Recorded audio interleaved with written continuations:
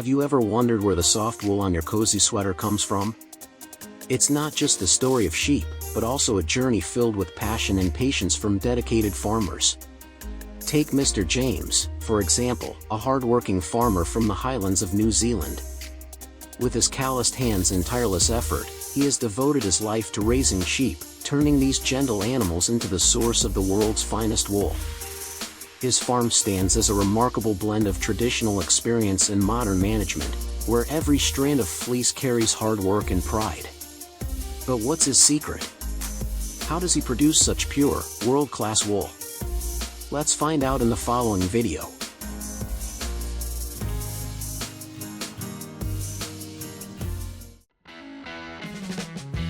The atmosphere here is electric. It's the annual sheep shearing competition. What you see isn't just sheep, but the living spirit of a proud, time-honored craft. Every buzzing sound of the shearing machine beats in rhythm with the participants' hearts. Despite the roaring crowd, each shearer remains calm and focused, moving their hands swiftly, cutting fast yet skillfully preserving the fleece in one flawless piece. This contest isn't merely about winning, it's a celebration of agricultural passion and craftsmanship.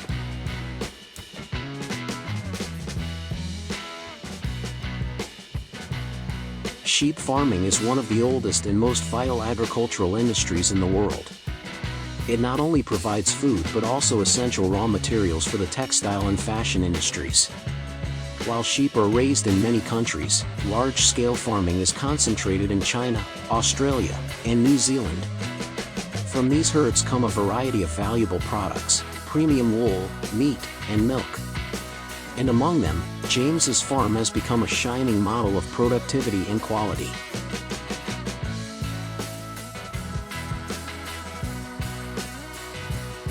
James takes us on a tour of his vast farm, home to more than 5,000 sheep.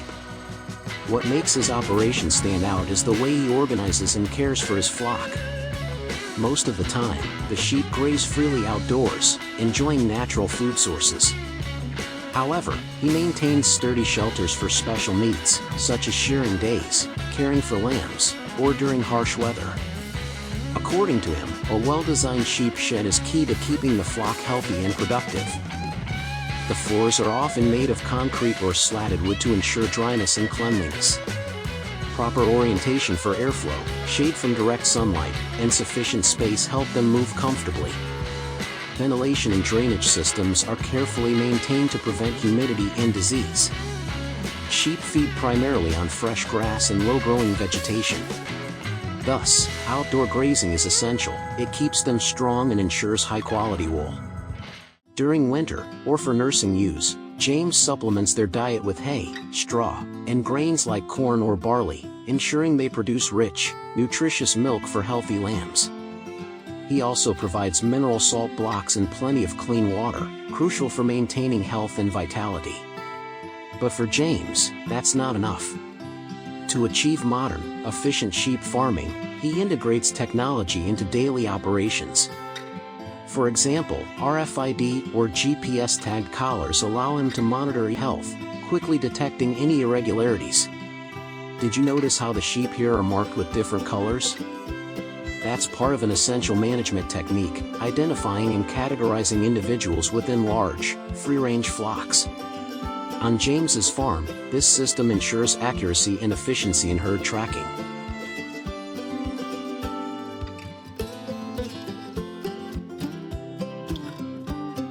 At James's farm, sheep are shorn once a year, sometimes twice depending on the breed and climate, typically in spring or early summer. This timing helps keep sheep cool during hot months and gives their fleece time to regrow before winter. The shearing process requires skill and precision to ensure the animals are unharmed. Following James, we arrive at the shearing area. Before shearing, the sheep are kept in a dry pen for 8 to 12 hours to make sure their wool stays clean and dry, making the process smoother and more comfortable for them. You can see the shearers demonstrating their mastery, using electric clippers while gently positioning the sheep for comfort and safety. Surprisingly, the animals appear calm, even relaxed. The blade glides in long strokes, from neck to belly, down the legs, and finally the back, removing the fleece in a single, unbroken sheet. It's a demanding task that calls for speed, accuracy, and finesse to minimize stress for the sheep. James's farm is renowned for its wool quality.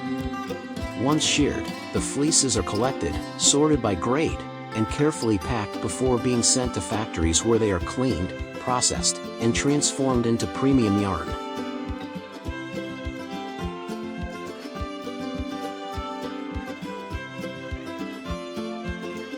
The transformation of raw wool into fine products is nothing short of magical. Once delivered to the factory, the wool undergoes a thorough cleaning process, washed in hot water and soaked to remove dirt, lanolin, and sweat. Interestingly, the extracted lanolin is later used in the cosmetics industry. After cleaning, the wool is dried and carded to untangle and align the fibers. Then, it's spun into long, continuous strands, forming raw yarn. Depending on the requirements, the yarn may be dyed in vibrant colors before being twisted into strong, single threads. This process turns loose, delicate fibers into durable and elastic wool yarn. Finally, the finished yarn is woven or knitted into fabrics, sweaters, scarves, or carpets. Each wool product carries not only warmth and softness but also the beauty of nature, crafted by skilled human hands.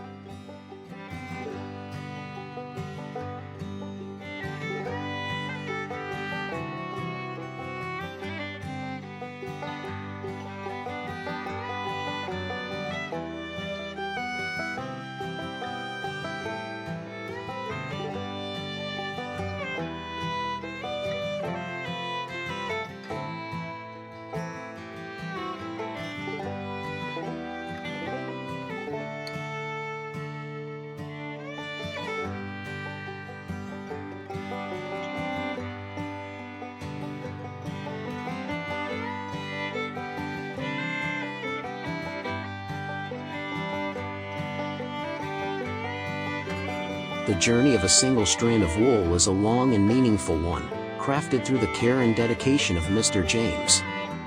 From grazing sheep on lush green pastures to expert shearing techniques and meticulous wool processing, every step reflects his passion and craftsmanship. Now, when you put on a wool sweater, you're not just feeling warmth, you're wearing a story of harmony between humans and nature, a tale of devotion that weaves together sustainability and pride.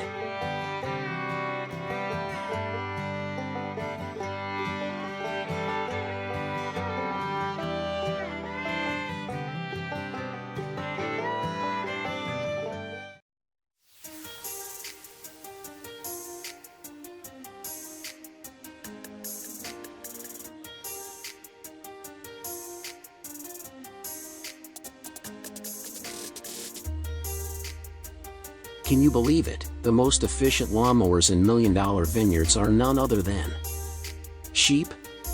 No need for harmful chemicals. No weekly labor costs for mowing. And absolutely no damage to the environment. Right now, we'll dive into how flocks of sheep are transforming the wine and vineyard industry with a brilliantly simple farming strategy: biological grazing among the rows of vines.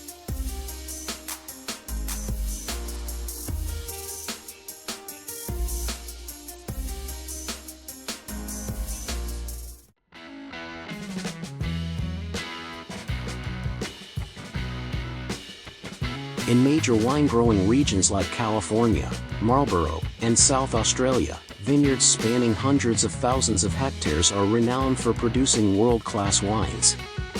However, in recent years, these farms have faced a persistent problem: herbicide-resistant weeds. Chemicals are no longer effective, labor costs are soaring, and the environment is suffering. In this context, farms have turned back to nature, introducing sheep into the vineyards.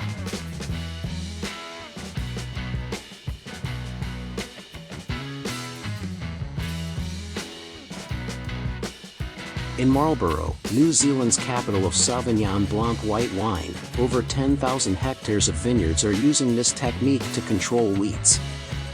No longer reliant on herbicides, farmers now save approximately $300 per hectare annually, reducing costs while contributing to environmental protection. So, why are sheep chosen over other livestock? In reality, sheep are selected because of their low grazing habits. They primarily nibble grass close to the ground and rarely reach up to eat vine leaves or tender shoots. In contrast, while goats also graze grass, they prefer leaves, bark, young shoots, and can even climb to reach grapes. Goats are too voracious and thus unsuitable for the tightly controlled environment of vineyards.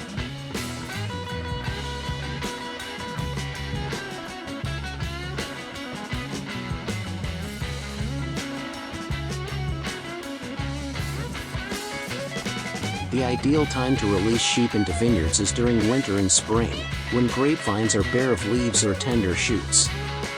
In winter, sheep can graze on grass without harming the vines, while in spring, they continue to clear weeds before the vines begin to grow.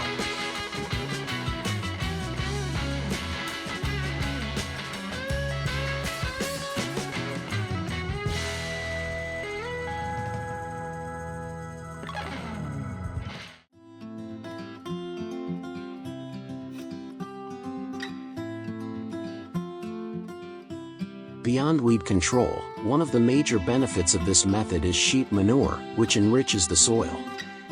Sheep manure is rich in organic matter and essential nutrients for grapevine growth.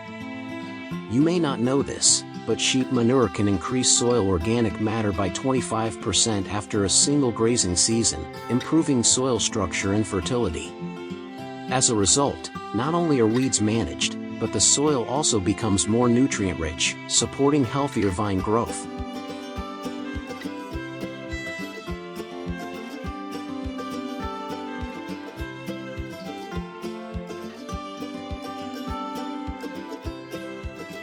However, more sheep doesn't always mean better. Calculating the right density is crucial. If too many sheep are grazed, the soil becomes compacted, loses nutrients, and vines can be damaged. Conversely, if too few sheep are used, weeds won't be effectively controlled. Based on experience from farms in California, the ideal average density is 10–12 sheep per hectare, depending on the amount of weeds in the season.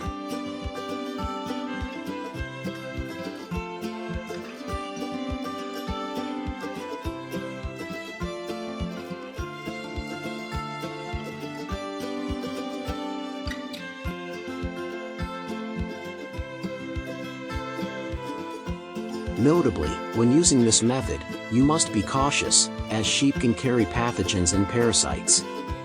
Therefore, regular health checks and vaccinations are essential to protect both the flock and the vineyard from potential disease spread.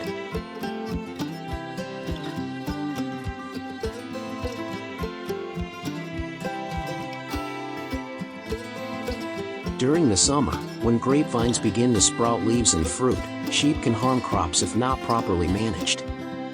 As a result, during this period, sheep are often moved to other areas or kept under stricter supervision.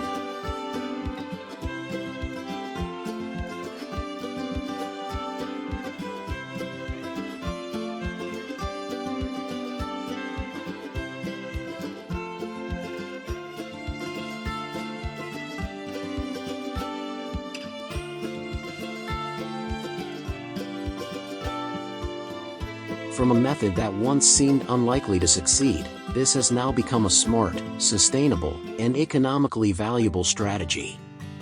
If you're looking for an environmentally friendly way to manage weeds, boost profits, and reduce risks, the biological grazing with sheep in vineyards model is a direction worth investing in and exploring.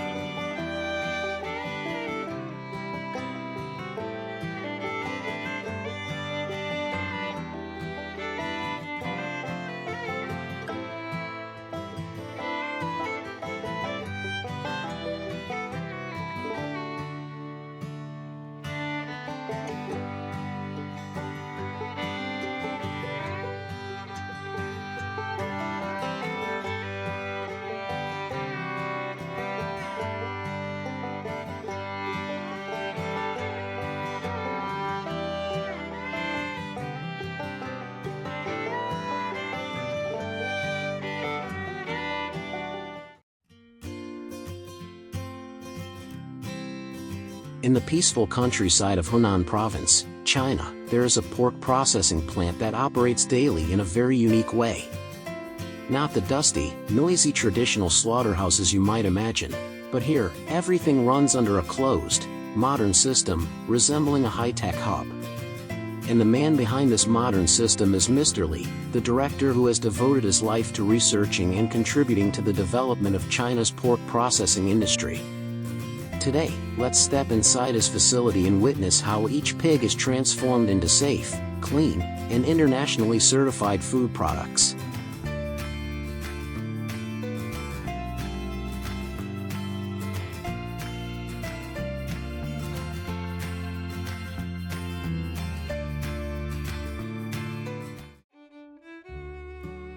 Spanning more than 50,000 square meters, Mr. Li's pork processing plant is divided into clearly defined zones. Each area is carefully organized to ensure smooth transportation of meat, creating a flexible and fully closed production line. Inside, the space is bright and spotless, illuminated by pure white ceiling lights. Every employee wears protective gear, masks, and undergoes sterilization before starting their shift.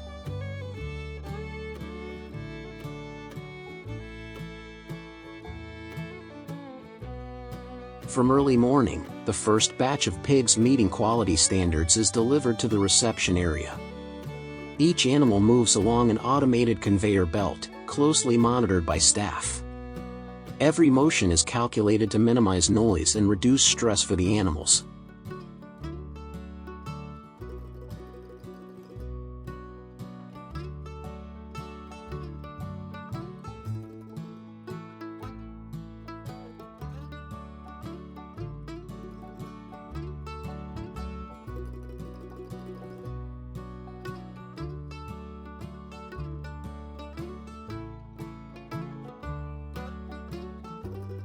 Immediately afterward, the entire process, from part separation, cutting, to packaging, requires almost no direct human intervention.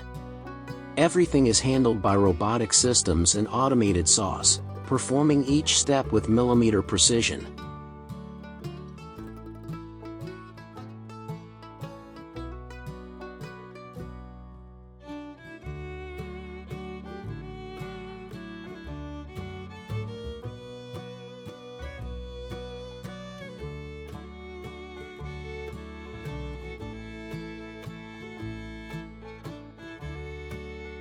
While the machines work efficiently below, AI-powered cameras scan from above.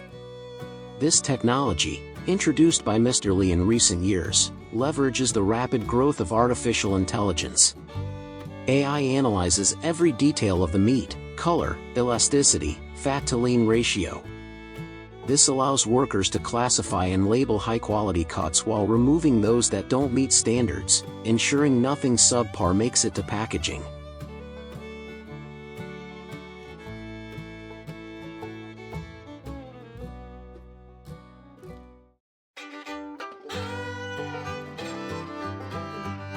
We apply a humane, quick, and precise slaughtering method so that no animal suffers prolonged pain, shared Mr. Li when asked about the plant's most unique feature. And indeed, within just 3 hours from the moment a pig enters the factory, it is transformed into vacuum-sealed, deep-chilled packs neatly stored in the cold warehouse. No stage interrupted. No link delayed.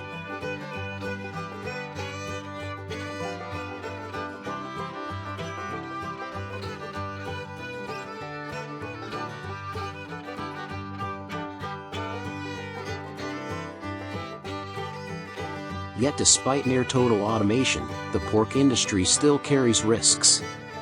A single mistake in sanitation or machine handling can lead to serious workplace accidents. Even worse, outbreaks such as African swine fever, which once forced China to cull millions of pigs, prove that without strict biosecurity, even the most advanced production chain could be paralyzed overnight.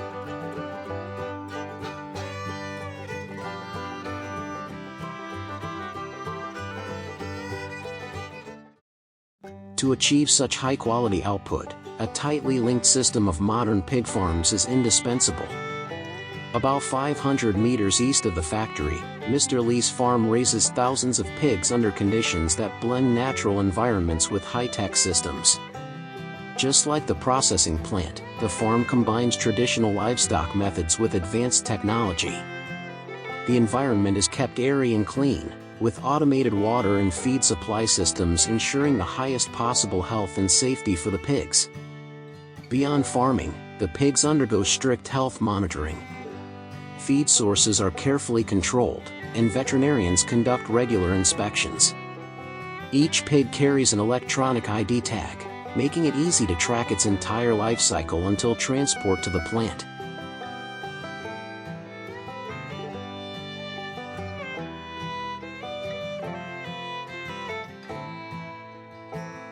The ultimate result of this modern farming and production cycle is delicious dishes served at family tables.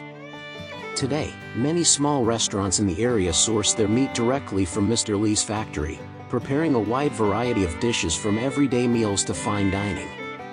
Each slice of tender, flavorful pork, meeting strict food safety standards, is turned into dishes such as braised pork belly, dumplings, or golden grilled skewers.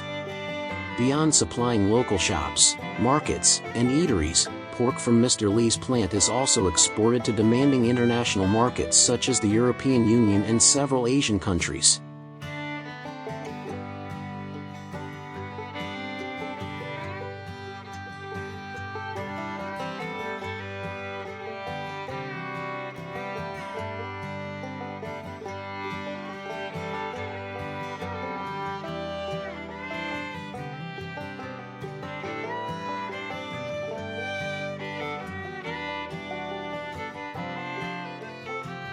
The story of Mr. Lee's farm and processing plant not only inspires young farmers aspiring to build sustainable livestock models but also marks a breakthrough in 4.0 food production technology, delivering safe, clean food to people by combining traditional expertise with modern machinery.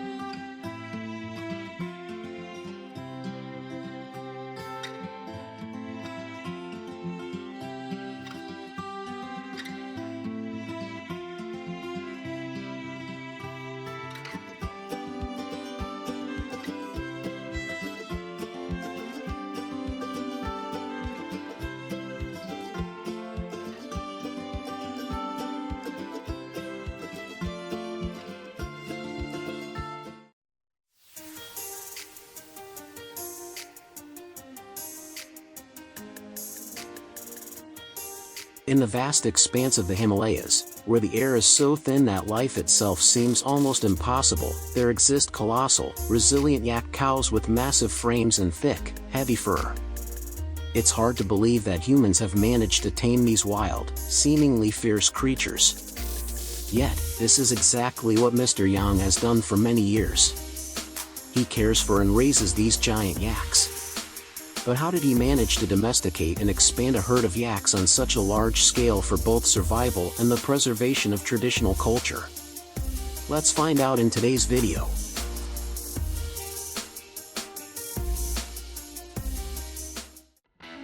The yak, also known as the Tibetan cow, is a unique livestock that plays an incredibly important role in the life, culture, and economy of the people living on the Himalayas and the Tibetan Plateau.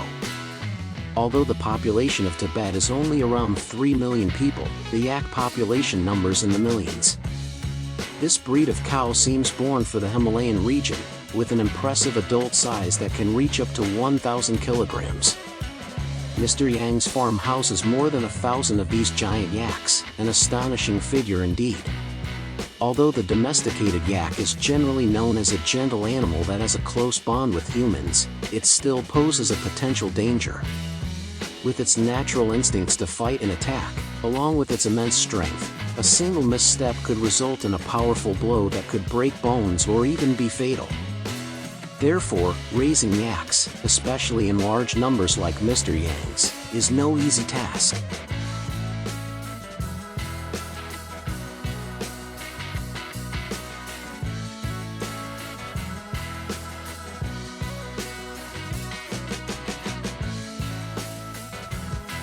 At Mr. Yang's farm, he and his family spend each day herding the yaks on the mountain slopes and natural grasslands. With their wild instincts, they can forage for food and even find rare herbs. In this high-altitude region, according to Mr. Yang, the yaks are raised in a nomadic style, with pens being nothing more than a place to gather the herd temporarily and not fixed. In many areas, the pens primarily serve as shelters for the yaks at night or during bad weather, while the rest of the time, the yaks live outdoors. To optimize grazing and management of the herd, Mr. Yang's family typically divides the yaks into smaller groups based on gender, age, and physiological condition.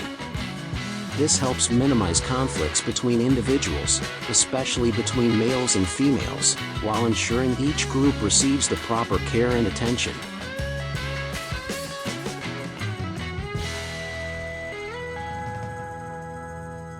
In the harsh winter, the migration of the yaks across the Himalayan range becomes an essential part of the nomadic life for Mr. Yang's family. This is the way to ensure a steady food supply for the yaks. Mr. Yang moves them down to the valleys and lower grasslands, where the snow melts faster and food is abundant. While yaks have an extraordinary ability to withstand the cold thanks to their thick fur, the extreme temperatures of up to -40 degrees Celsius and the harsh weather conditions in the mountains still pose a significant challenge for the herd. Therefore, moving to lower, more sheltered regions helps the yaks conserve energy, maintain their health, and avoid the risk of disease.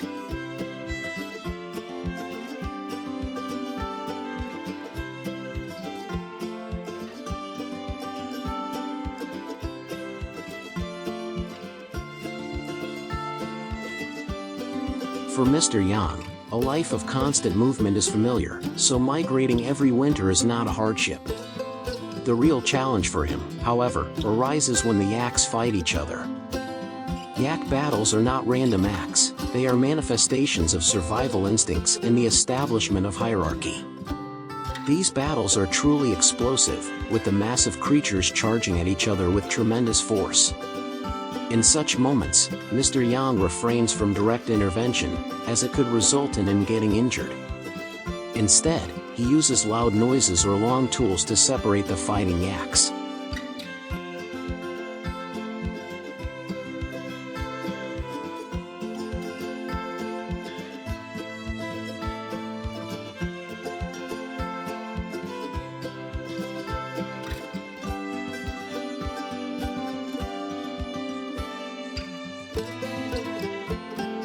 Transporting yaks from the farms in the Himalayan mountains to slaughterhouses is a challenging process, completely different from transporting livestock in the plains. The treacherous terrain makes it nearly impossible to use large trucks for transporting the yaks. The harsh climate and limited technology further complicate the process, making transportation down the mountain a luxury. As a result, yaks are rarely transported to industrial slaughterhouses. Instead, they are slaughtered using traditional methods. In addition to their meat, yak milk is highly valued, providing a vital food source for the people of Tibet.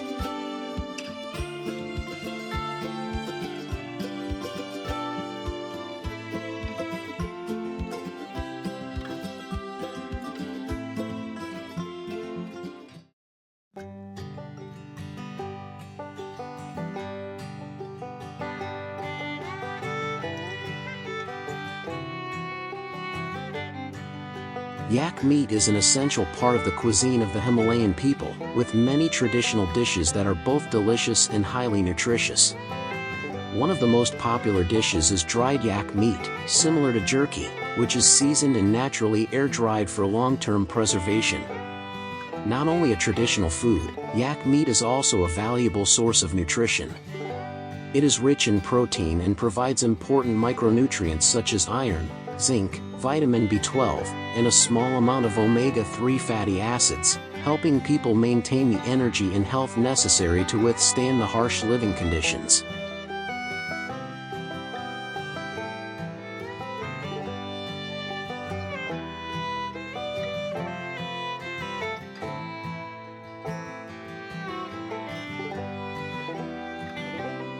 The story of Mr. Yang and his herd of yak is not just about taming an animal. It's a testament to the resilience of humans against the harsh forces of nature, a thread that tightly binds people, culture, and the environment. Each yak is not just a possession but an integral part of the culture, a companion that has stood by Mr. Yang and the people of the Himalayas, helping them craft a life full of meaning in the high, rugged terrain of the world.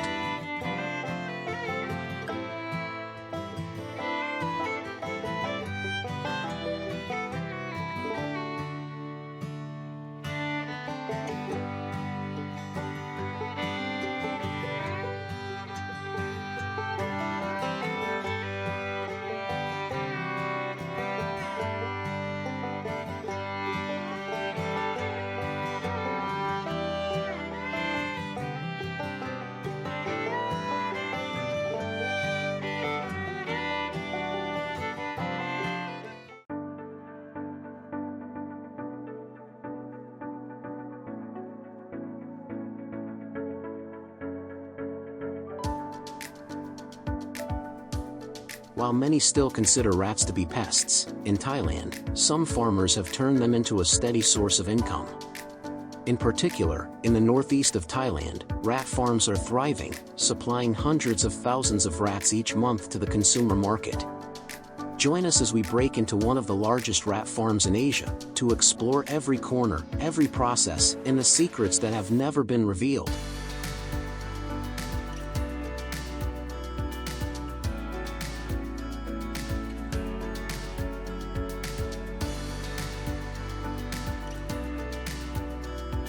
Inside the farm, rats are raised in separate, clean, and drained cement tanks. There are more than 4,000 cages, each containing 6 to 12 rats. The total population at the time of our visit was nearly 300,000 rats, not counting the newborn rats born every day. The cost of raising each mouse is around $2, but the selling price is up to $7 to $8 per kg, while breeding mice can be sold for $22 per pair. Just doing a simple calculation shows the attractive profits that the mouse farming industry brings.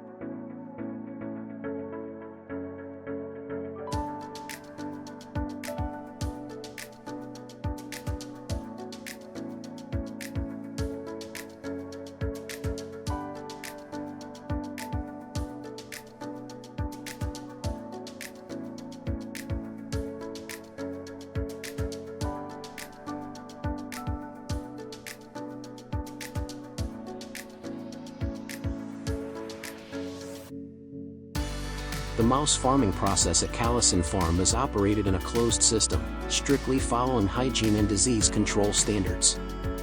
Everything starts with the selection of breeds. Parent mice are carefully selected based on the criteria: healthy, fast-growing, good reproduction and ability to adapt to the captive environment. They are raised in separate cages, called breeding areas, to ensure biosecurity and easy monitoring of the life cycle. After the mother mouse gives birth, the entire litter will be raised with her mother for the first 3 weeks with breast milk. When they reach the age of separation from the herd, the mice are transferred to the fattening area. This is the time when the mice grow fastest. They are fed twice a day with a food mixture including rice bran, ground corn, fish meal, and some herbs to help increase resistance and limit body odor. The water source used is filtered water, treated with UV rays to ensure purity.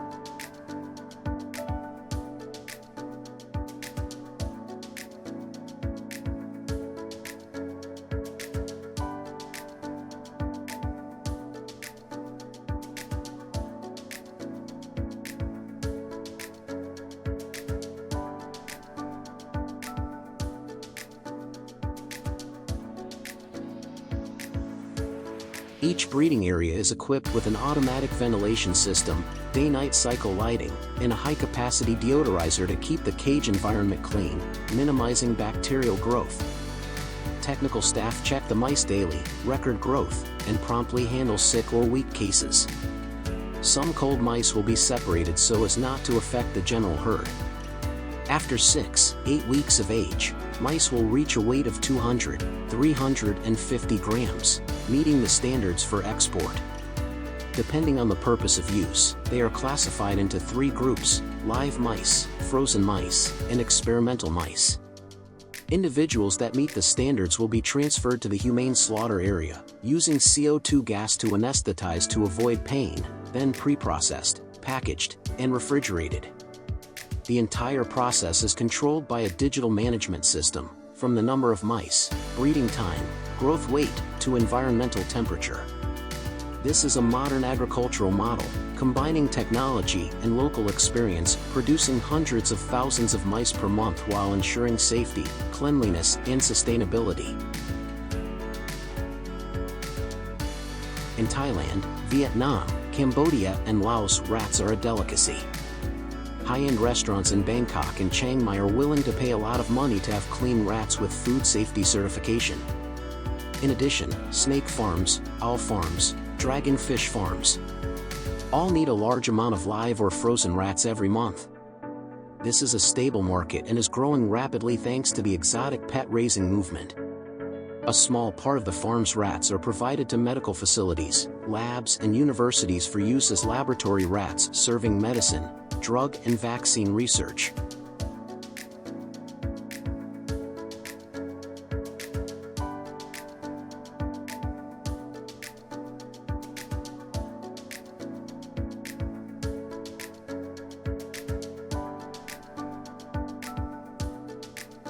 However, the development of the rat farming industry has not been entirely smooth. Many people still hold the prejudice that rats are dirty, carry diseases, and should not be eaten. To change this perception, farms must demonstrate clean breeding processes, strict disease management, and ensure food hygiene. In addition, they also have to lobby local authorities for licensing, legal support, and communications so that the model can be replicated in an official manner. Not only in Thailand, the rat farming model is also developed in other Southeast Asian countries such as Cambodia and Laos. In Cambodia, some farmers in Battambang province have switched from raising pigs and cows to raising rats because of lower costs and faster capital turnover.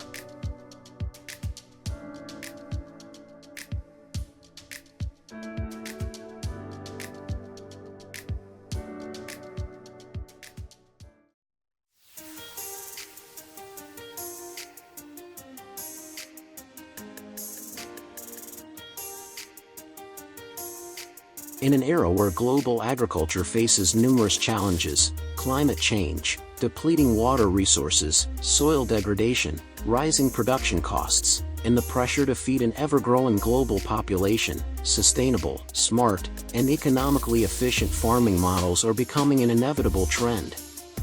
Amid this trend, China, a densely populated nation, is emerging with a highly innovative solution: raising crayfish in rice paddies.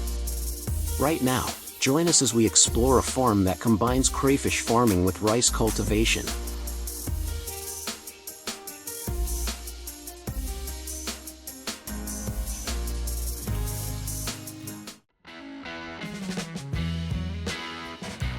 Crayfish, also known as red crawfish, were once considered a dangerous invasive species originating from the United States. With their ability to dig burrows, consume rice roots, reproduce rapidly, and lack natural predators, these crayfish caused significant headaches for Chinese farmers due to the severe damage they inflicted. However, through innovative thinking and relentless creativity, farmers have tamed this destructive pest into a billion-dollar revenue source. Crayfish are not only raised for domestic consumption but have also become a strategic export commodity, contributing to the transformation of Chinese agriculture toward an integrated, smart, and high-value-added model.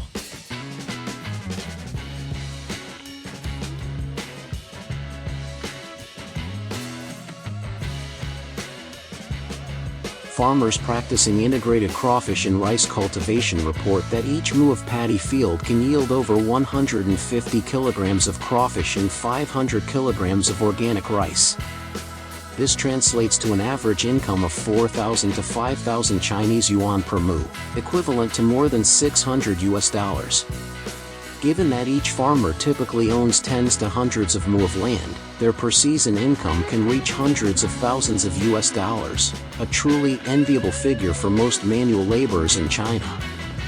So, how exactly do Chinese farmers work to cultivate and maximize profits from this integrated model?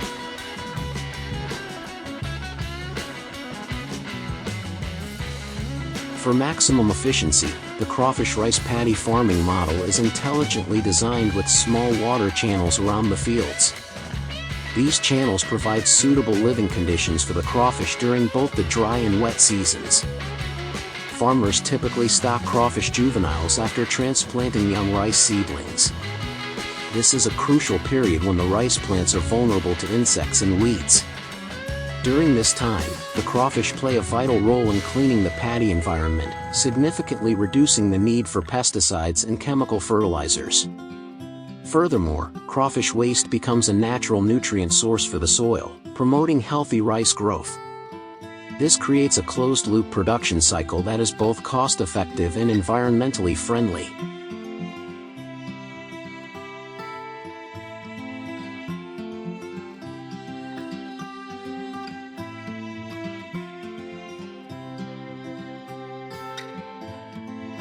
What's particularly noteworthy is that farmers don't need to invest heavily in modern technology.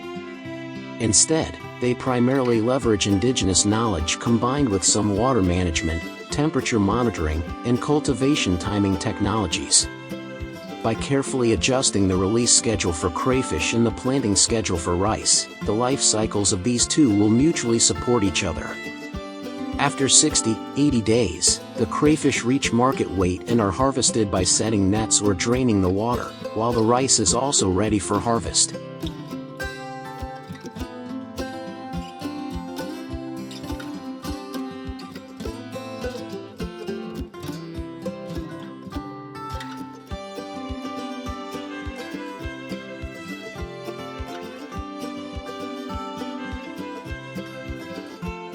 An average mu of field yields 150 kilograms of crawfish and 500 kilograms of rice, translating to an income of 4,000, 5,000 renminbi. With hundreds of mu of fields, farmers can easily earn hundreds of thousands of US dollars annually, a truly compelling figure for the vast majority of rural households.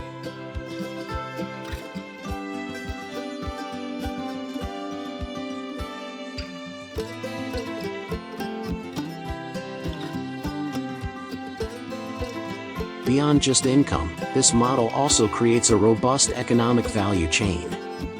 After harvest, crayfish are sold in local markets, casual eateries, high-end restaurants, or sent to processing plants for freezing, packaging, and export.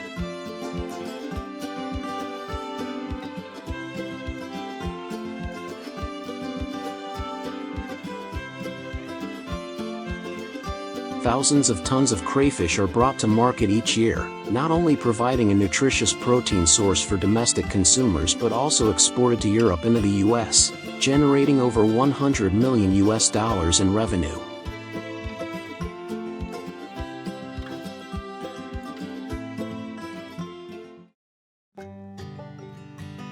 In regions like Hubei, Jiangsu, and Anhui, crayfish have become a symbol of transformation in sustainable agriculture.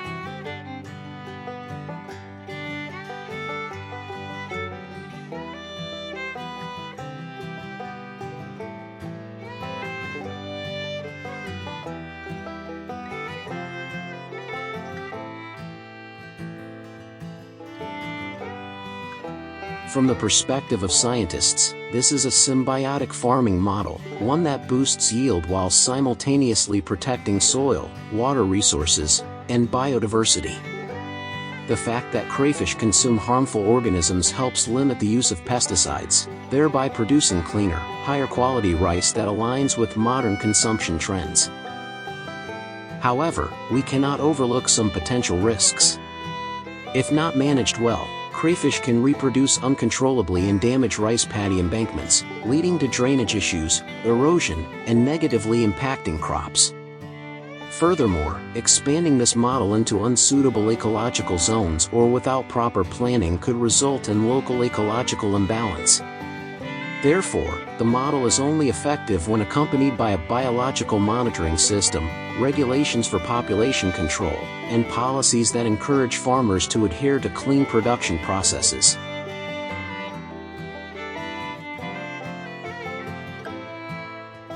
Notably, China is not the only country pursuing this model. In Louisiana, the birthplace of the crayfish, residents have long adopted a similar farming method, though it's not as widespread as in China.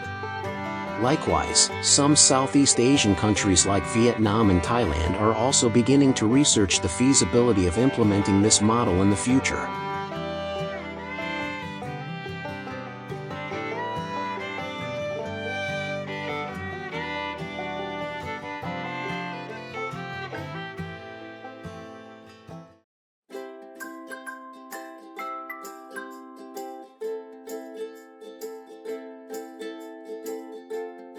Hello everyone!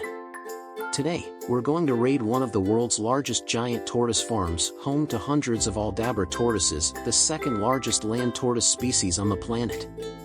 This isn't a zoo, nor is it a traditional nature reserve, but a commercial farm that combines conservation, research, ecotourism and education, located in the unlikely place of Thailand. Yes, you heard that right, there's a world-class tortoise farm in Southeast Asia.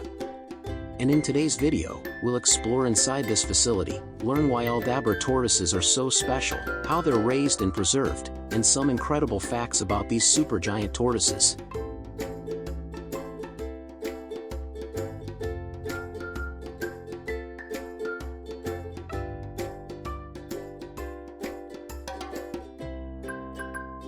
The Aldabra tortoise, scientifically known as Aldabracles gigantea, is the second largest land tortoise in the world, after the Galapagos tortoise.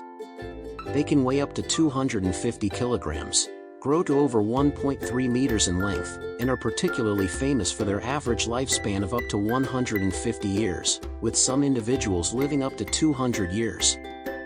Their origin is the Aldabra archipelago in the Seychelles, where they were isolated from humans for centuries, allowing them to survive without being hunted or exterminated. With its giant, slow and gentle appearance, the Aldabra tortoise is not only attractive in appearance, but also has great ecological value. In the wild, they act as natural gardeners, helping to disperse seeds, clean the environment and maintain ecological balance. However, due to threats from climate change, habitat loss and black market trade, this tortoise species is in need of strict protection.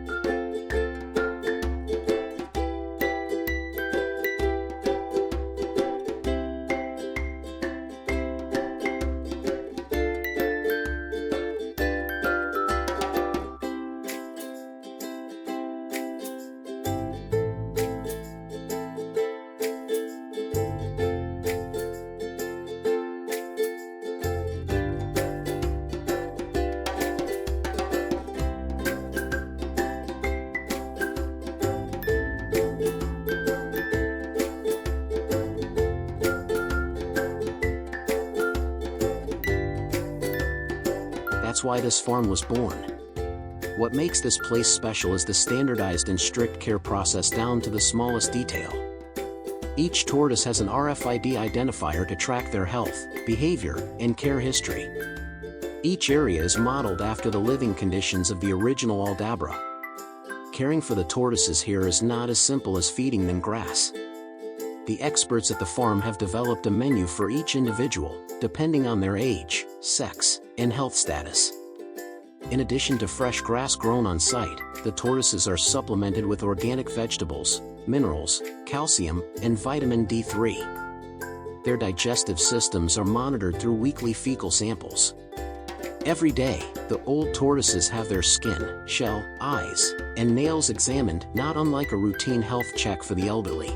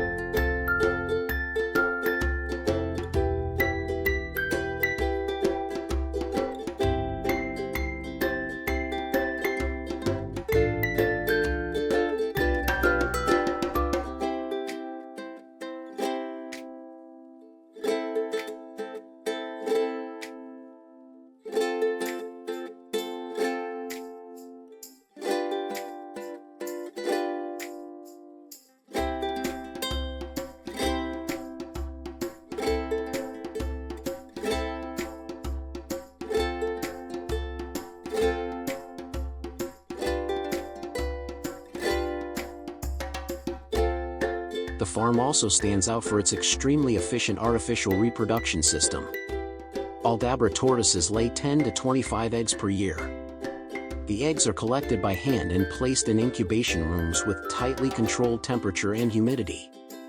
Interestingly, the sex of the baby turtles depends on the temperature during incubation. Higher temperatures produce females, while lower temperatures produce males.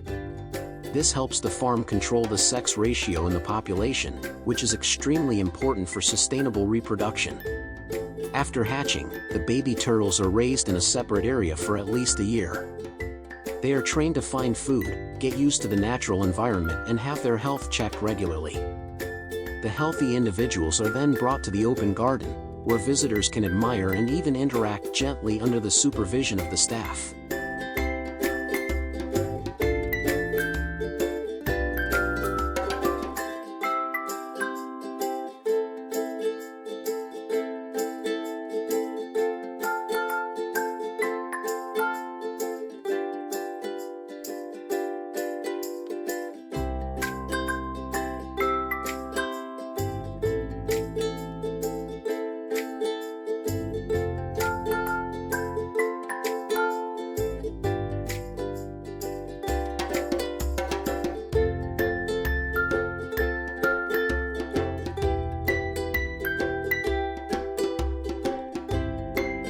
But the farm's goal is not just to raise turtles for fun or to serve tourists.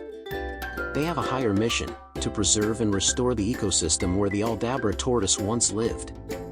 The farm cooperates with many international organizations such as IUCN, WWF to bring adult tortoises back to the islands of Seychelles, Mauritius, Madagascar. There, turtles would replace the ecological role of extinct species like the dodo, helping to restore the natural environment through their natural biological activity. However, it cannot be denied that Aldabra tortoise farming also has its downsides. On the black market, an adult tortoise can be sold for between $8,000 and $20,000. Therefore, many disguised facilities have taken advantage of the name of conservation to make profits. The farm we discovered once faced this suspicion.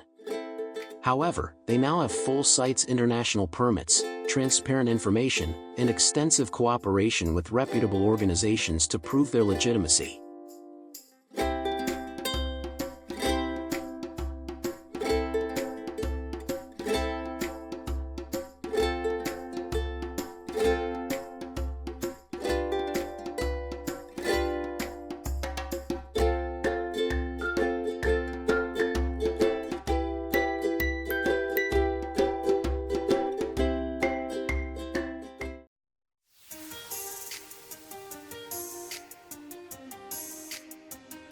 For a long time, the United States has been regarded as the beef empire of the world, where premium beefsteaks have become a culinary icon. But behind those juicy, tender cuts of steak on the dining table lies a massive livestock system operating on a scale few can truly imagine. Each year, the U.S. beef industry raises and supplies more than 30 million beef cattle, accounting for nearly 20% of the world's total beef production. But what makes millions of people curious is this: how can one country raise and process such an enormous number of cattle? Let's dive into today's video to uncover the answer.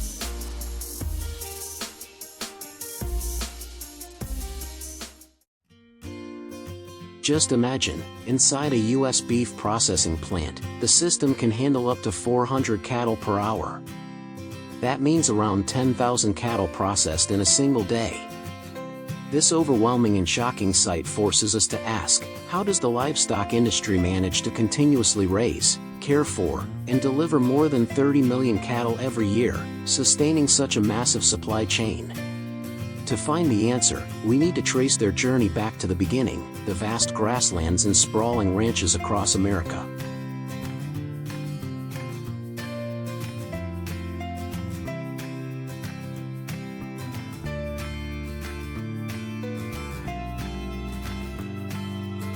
When it comes to beef cattle farming in the U.S., people often picture vast ranches stretching endlessly toward the horizon. In reality, the U.S. has more than 600,000 cattle farms, ranging from small family operations to massive complexes. A prime example is King Ranch in Texas, one of the world's most famous ranches, covering over 3,300 square kilometers, nearly 1.5 times larger than the entire state of Rhode Island. Here, cattle are initially allowed to graze freely on green pastures, feeding naturally to build a strong and healthy foundation.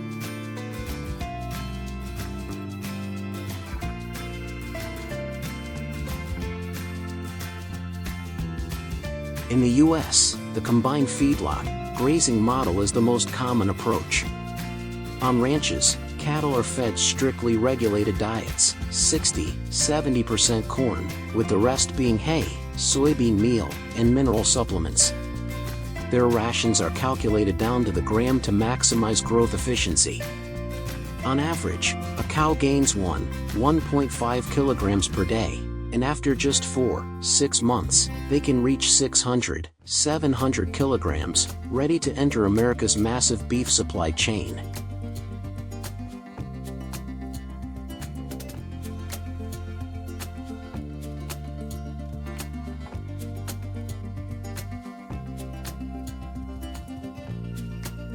At the same time, to reduce stress and support natural physical development, cattle are still released onto wide pastures. Currently, the U.S. has more than 600,000 grazing ranches across states like Texas, Nebraska, Kansas, and Montana, where endless prairies stretch as far as the eye can see. Once they reach the right weight, cattle are moved into feedlots for finishing before the next stage.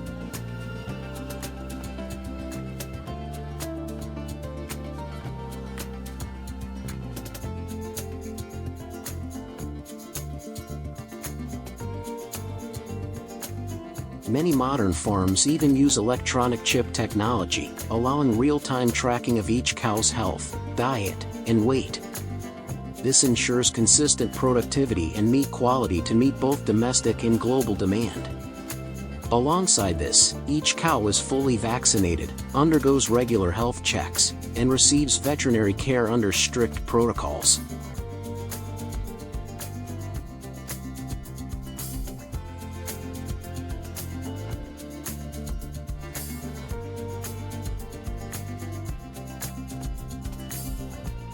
Once cattle pass quality checks, they are transported in specialized trucks to slaughter and processing facilities.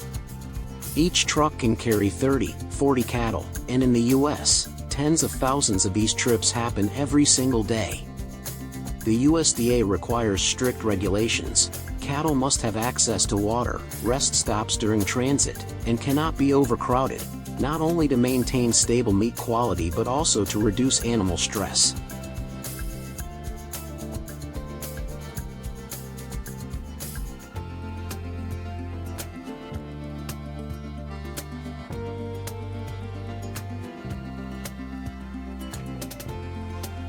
At the plants, the slaughter and processing process is carried out under strict supervision.